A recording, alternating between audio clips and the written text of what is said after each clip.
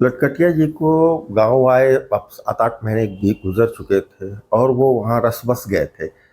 भेड़िए वाले घटना के बाद उनको कोई भी जानवर वहाँ पे ऐसा नहीं मिला जिससे वो दहशत में आए और बड़ा यूज्ड टू हो गए थे वो वहाँ के माहौल में। अक्सर छुट्टियों के दिन, रविवार के दिन वो अपने घर से नीचे, पहाड़ी से नीचे नदी बहती थी, वो घाट था वहाँ पे। दिन के समय, सुबह के समय वहाँ पे लोग बाग नहाने आते थे, कपड़े धोने आते थे। दोपहर के समय बड़ी शांति रहती थी, तो अपनी पुस्तकें लेके, नोट्स लेके वहाँ चले जाया करते थे, नीचे उतरते थे पहाड़ी से और उस स्थान पे बैठ के, मनोरम स्थान था, बिल्कुल शांति रहती थी। नदी के किनारे पेड़ के नीचे बैठ के वो अपना पढ़ाई करते थे और नोट्स बनाते थे, ये सब करते थे। दोपहर को 2-3 बजे वो वापस अपने कमरे में चले जाया करते थे। ऐसे ही एक दिन रविवार के दिन वो अपनी पुस्तकें लेके और सामान लेके नीचे आए उसी घाट पे, और बड़ा सुहाना मौसम था, हल्की हल्की ठंडक पड़ने लगी थी, अक्टूबर का महीना था। तो वहाँ पे बैठ के वो अपनी पुस्तकें पढ़ रहे थे। कुछ देर व्यतीत हो जाने के बाद उन्होंने दूर से देखा कि कोई एक जानवर चला आ रहा है। वहां कोई जानवर आता नहीं था, कभी भी कोई नहीं जानवर था, तो उन्होंने ध्यान से देखा तो देखा गाय होगी, 4 पैर का जानवर था। फिर ज्यादा ध्यान उन्होंने दिया तो देखा कि नहीं, वो गाय नहीं है। और ज्यादा आंखें गड़ा के देखी तो उन्होंने देखा कि अरे ये तो बाघ है। अब उनकी हालत गंभीर हो गई, एकदम से उनका दिमाग सक्रिय हो गया। उन्होंने सोचा क्या करें अब एकदम से। वो सोचा कि पहले वो डायरेक्शन बदल रहा है, उसके ऊपर बिल्कुल नजर गड़ाए रखे। देखा, कुछ दूर आके वो रुक गया, चलो उन्होंने कहा चलो ये अब टर्न हो जाएगा। लेकिन फिर रुकने के बाद वो देखिए फिर बढ़ने लगा इनकी तरफ।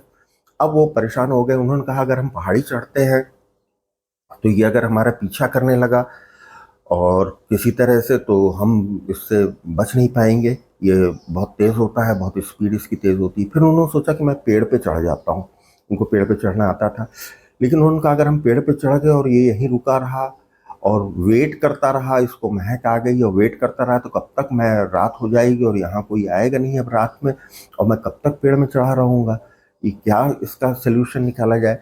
तब तक वो नजदीक आता ही गया, बहुत करीब आ गया। तो इन्होंने एकदम से दिमाग दौड़ाया, इन्होंने कपड़े उतारे अपने और सब कुछ वहीं छोड़ा और धीमे से इन्होंने सोचा कि हम पानी के अंदर चले जाते हैं, पानी के अंदर से उसको महक नहीं आएगी। ये पानी के अंदर धीमे से स्लिप होके और पानी के अंदर चले गए। वहां से पनडुब्बी की तरह इन्होंने आंखें निकाल के उसके ऊपर दृष्टि रखी, देखा ये वहीं आके बैठ गया उसी स्थान पे। अब ये थोड़ी देर इंतजार करते रहे, ठंडक भी बढ़ रही थी, शाम भी हो रही थी। इन्होंने सोचा कि अब हमको उस पार ही जाना पड़ेगा, तो ये तैरने लगे। और तैरने भी अंदर अंदर लगे कि ऊपर वो देख ना ले, नहीं तो उसको भी तैरते आता है। नीचे नीचे अंडर वाटर ये तैरते रहे, तैरते रहे, तैरते रहे। काफी दूर तैरने के बाद नदी काफी चौड़ी थी। बीच में जब पहुंचे तो इनको तब तक एक चट्टान मिल गई, तो इनको सांस में सांस आई। उस चट्टान के ऊपर ये सवार हुए, तो कुछ देर सांस ली इन्होंने। फिर इन्होंने सोचा कि हम नदी पार ही कर ले, इतनी दूर आ गए हैं तैर के, तो फिर तैरने लगे। तभी इनको एक नाविक दिखाई दिया, नाव खेता हुआ एक लड़का था, वो नाव खे रहा था।